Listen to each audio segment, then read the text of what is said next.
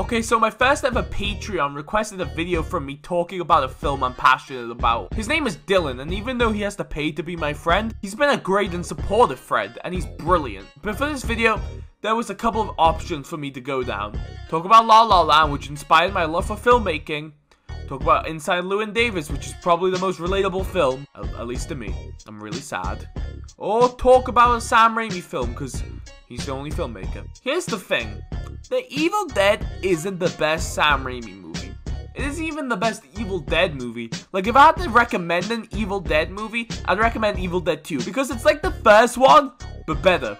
However, there's something special about the original Evil Dead. The first time I saw it was on Halloween. It was screening at my local cinema, and even though I was 16 at the time and the film was rated 18, I still needed to see it. Because, well, it's Sam Raimi.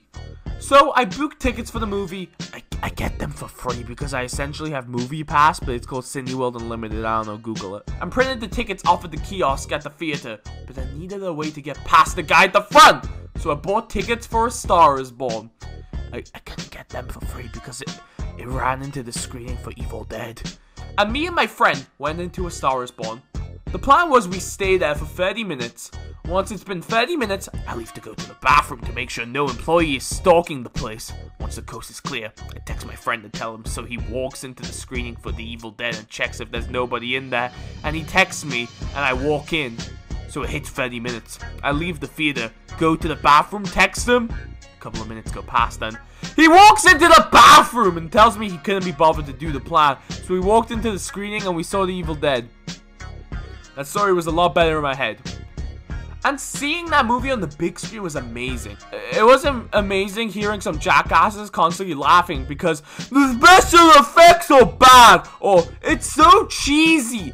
Fuck off. Don't go into a horror film just so you can laugh at it, so you can feel tough. Haha, scary movie isn't scary. You're just gonna ruin the experience for someone else who understands that there's more to horror than fucking jump scares. You're a twat if you think you're allowed to ruin someone's experience because you think you're better than the film.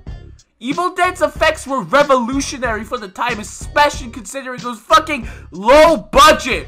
I'd probably get more money on Patreon than Sam Raimi had to make The Evil Dead. It's impressive how great these effects look, and you're laughing because it's not realistic. Fuck off. But that's not the point. That's not the point. What makes Evil Dead special is that this film is being screened in cinemas 30 years after its initial release. And this is a film that was funded off the back of a college dropout. This film is extremely low budget, but all the effects are so charming and so well done. Every shot is unique and there's so many stylistic and unique choices brought to the table by Sam Raimi.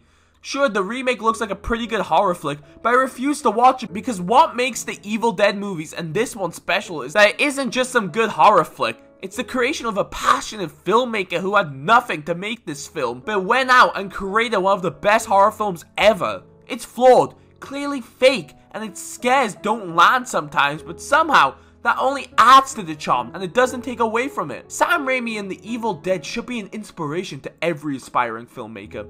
The story of making The Evil Dead is all about using your resources to attempt to create something, and if you're passionate, even if you don't have the right equipment and technology, you can make something truly special, and maybe, just maybe, you'll make it. What makes Evil Dead special isn't its impressive effects, its great camera work, the way it creates tension, or even its perfect balance of tone. No, what makes The Evil Dead special is all the blood, sweat, and tears that went into making it. One of the greatest filmmakers of recent memory, Edgar Wright, was inspired by The Evil Dead. And I think when I was like 14, I saw this documentary about Sam Raimi and The Evil Dead, and that was on British TV.